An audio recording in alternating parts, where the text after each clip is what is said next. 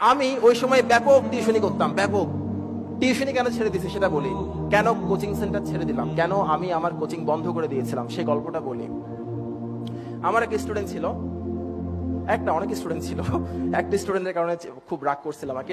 রাগের কথাটা শেয়ার করি। আমার কোচিং থেকে পাশ করে সবাই বিভিন্ন বিশ্ববিদ্যালয়ে ভর্তি হতো, ইঞ্জিনিয়ারিং, মেডিকেল, বিভিন্ন পাবলিক ইউনিভার্সিটি, প্রাইভেট ইউনিভার্সিটি, বিভিন্ন জায়গায় ভর্তি হতো। তো ভর্তি হওয়ার পর আমাকে ফোন করে বলতো, স্যার আমি অমুক জায়গায় চান্স পাইছি, দোয়া করবেন স্যার। আমার অনেক ভালো লাগতো। আর নিজের স্টুডেন্ট কোথাও চান্স পেলে এত খুশি লাগে, মনে হয় আমি চান্স পাইছি, ওরকম মনে হয়। তা আমার এক স্টুডেন্ট চান্স পাইছিল বুয়েটে, বুয়েটে ইলেকট্রিক্যালে চান্স পাইছিল। এই ছেলেটাকে আমি অনেক স্নেহ করতাম, ভালোবাসতাম, ছোট ভাইয়ের মতো। সে আমাকে খবর দেয় নাই। তো ভাবলাম ছোট মানুষ খবর দিতে ভুলে গেছে, আমিই ফোন করি। আমি ফোন করলাম, ফোন করে ওকে কংগ্রাচুলেট করলাম। এরপর বললাম, তুমি আমাকে একটা ফোন করবা না বোকা, খবর দিবা না, এত বিশাল একটা খুশির সংবাদ বলো নাই কেন? তখন সে আমারে বললো, স্যার আপনি ফোন করেন নাই কেন? আমি বললাম, আচ্ছা সরি, আমি আসলে ভুলে গেছি। আমাকে বলে, স্যার ইটস ওকে, অসুবিধা নাই।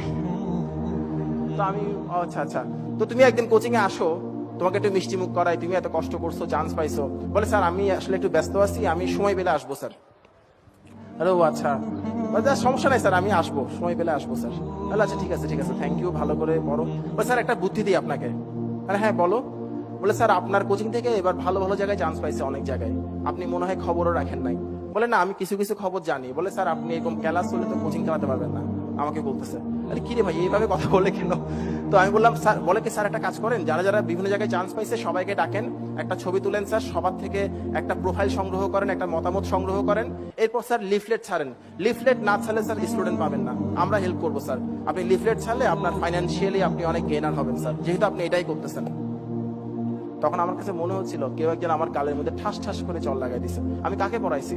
আমার এটা মনে হচ্ছিল শিক্ষক অনেক বড় জিনিস, কাকে পড়াইছি আমি? আমার চোখ দিয়ে টপ টপ পানি পড়ছিল, ওর পক্ষে দেখা সম্ভব ছিল না।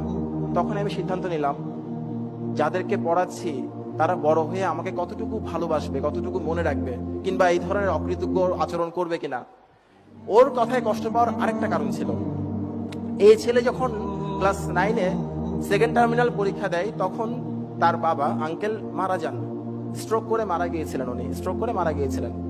তো ওনার মৃত্যুর পর আন্টিকে আমি ডাকলাম, ডেকে বললাম, ও আমার কাছে করুক, অসুবিধা নাই, ওর জন্য কোনো ফি লাগবে না। তা আন্টি বলে, অসুবিধা নেই, আমাদের ফাইন্যান্সিয়াল সমস্যা নেই, কিন্তু আমি জানি ওদের সমস্যায় আছে। আমি বললাম, আন্টি সমস্যা নেই, আমি মন থেকে বলছি, ওর জন্য কোনো ফি দিতে হবে না, ও এমনি ফ্রি পড়বে, আমার কোচিং অনেকেই ফ্রি পড়ে।